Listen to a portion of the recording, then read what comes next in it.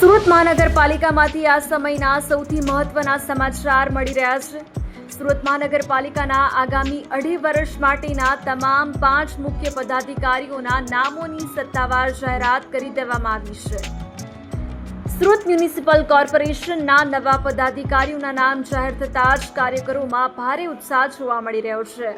આ યાદીમાં સૌથી મોટું નામ છે શ્રીમતી માયાબેન ધર્મેન્દ્રભાઈ માવાણીનું, જેમને સુરતના નવા મેયર તરીકે નિયુક્ત કરવામાં આવ્યા છે, જ્યારે ડેપ્યુટી મેયર તરીકે શ્રી સુધાકરભાઈ લોટનભાઈ ચૌધરીની પસંદગીનો કળશ ઢોળવામાં આવ્યો છે। મહાનગરપાલિકાની સૌથી મહત્વની ગણાતી સ્ટેન્ડિંગ કમિટીના ચેરમેન તરીકે શ્રી રાજનભાઈ બકુલભાઈ પટેલના નામની જાહેરાત કરવામાં આવી છે।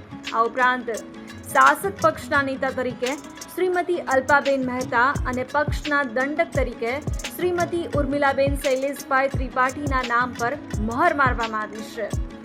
તો સુરતના વિકાસને નવી ઊંચાઈઓ પર લઈ જવા માટે ભાજપ હાઈકમાન્ડ દ્વારા આ 5 પદાધિકારીઓ પર મોટો વિશ્વાસ મૂકવામાં આવ્યો છે।